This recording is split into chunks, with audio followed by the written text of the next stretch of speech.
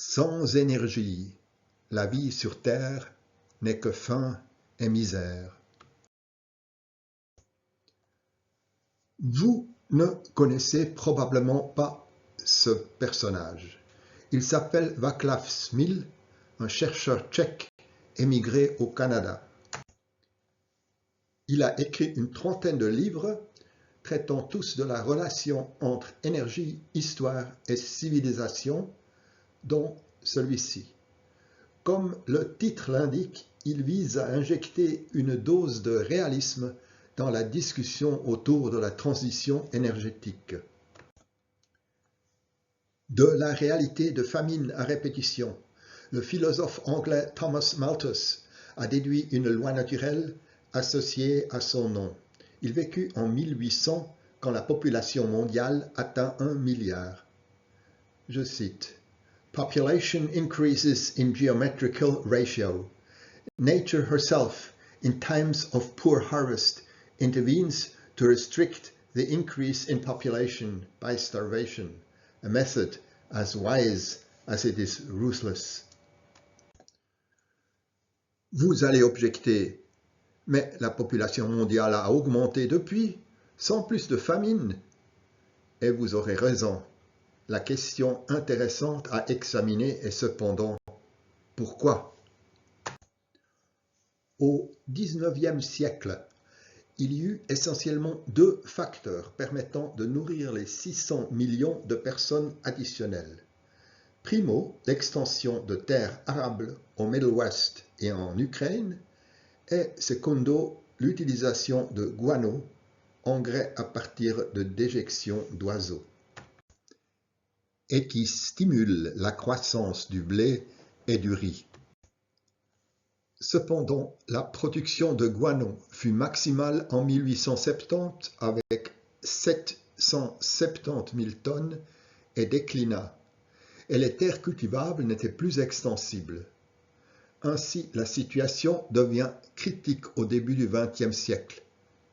Le président des chimistes anglais déclarait en 1898 « We stand in deadly peril of not having enough to eat. It is the chemist who must come to the rescue. » Il fallait trouver une méthode pour transformer l'azote de l'atmosphère en engrais. C'était la réalisation de Haber qui a inventé la méthode et de Bosch qui l'a transposée à l'échelle industrielle.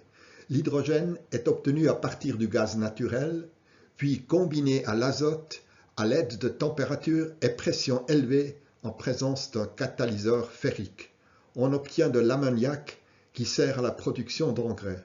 Ce processus, qui émet beaucoup de CO2, nourrit la moitié de l'humanité. Comparons la production d'1 kg de blé, jadis et maintenant.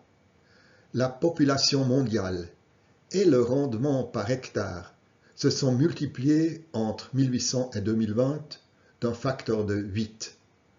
La quantité de travail humain pour produire ce kilogramme a diminué d'un facteur de plus de 300. Mais ceci au prix d'apport d'énergie de 500 ml de diesel par kilogramme de blé et de 75 kg d'engrais azotés par hectare. Ceci permet maintenant de produire au moins 2800 kilocalories par jour et par personne au niveau mondial, ce qui suffit amplement pour les besoins énergétiques humains. En résumé, pour la première fois dans l'histoire, il y a assez à manger pour tout le monde. Ceci grâce à de nombreux facteurs, dont les plus importants sont les engrais azotés, produits selon la procédure de Haber-Bosch avec émission massive de CO2. Pour s'en passer, il faudrait de l'hydrogène issu d'électrolyse. Et ceci implique du courant électrique bon marché et constant, produit sans émission du CO2, c'est-à-dire nucléaire. Voir les deux vidéos sur l'hydrogène, lien ci-dessous. Vous trouverez les sources et informations complémentaires et des liens vers d'autres vidéos dans cette playlist qui touchent des sujets apparentés dans la description de la vidéo ci-dessous. Je me réjouis de lire vos commentaires et corrections. Je vous remercie de votre intérêt et vous dis à bientôt.